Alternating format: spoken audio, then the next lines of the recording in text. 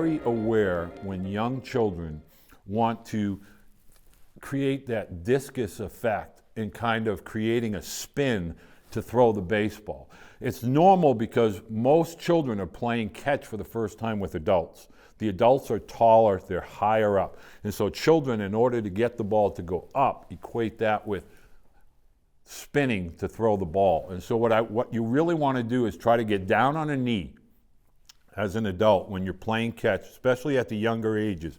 Bring your eye line down so that the child, when they're playing catch, can see your eyes and can throw the ball in front. And so the most important part of throwing a baseball is being able to lift and throw. You have to be able to lift and throw. You don't want to be able to throw from down below your shoulder. You're trying to promote where the ball gets lifted to the height of your shoulder, the elbow, the height of your shoulder, and then being able to throw it from there. A lot of times, a lot of younger athletes will have a tendency at younger ages to try and almost like a discus type of throw because they're trying to equate energy with distance. And so you really want to bring the throwing partners as close together so that you can help facilitate the elbow getting at the height of the shoulder and then the wrist getting involved to finish and be an active part of the throw. We don't want to negate or take away the wrist because the wrist is what creates finish and spin on a baseball. If we take away the wrist and we just use just the arm or the rotation of the body, you won't get the spin on the baseball.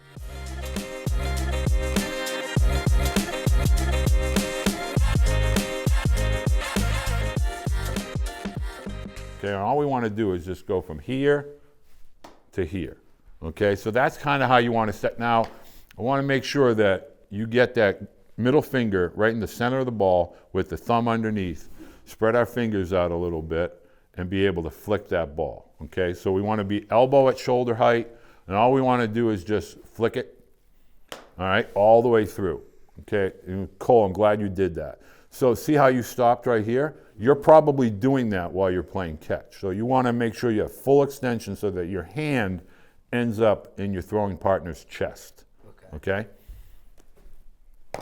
Okay, do that again. Okay, great. When you keep your hand up after you throw, you're going to find that that ball is going to stay almost like it's on a clothesline. Okay, it's a straight line. Anytime you let that hand get across your body, that's when the ball starts to go east and west. We always want to promote north and south, right? Everything in baseball is happening in front of us, okay? So we don't want to try to go east and west. We always want to try to be north and south, okay? So if we see our throw out here and we let our nose and toes kind of come forward into that, okay, we're going to be more accurate with our throws. But it also tells our partner, okay, here's the ball. Okay, this is where the ball is coming from. When you start to cut across your body, we lose sight of that release point. Whereas here, that release point stays right out in front.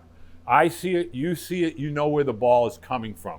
We're not trying to be, we're not trying to be like kind of hiding something. We're trying to be very, very, here's the ball, here's my hand, and I can track ball flight a lot easier.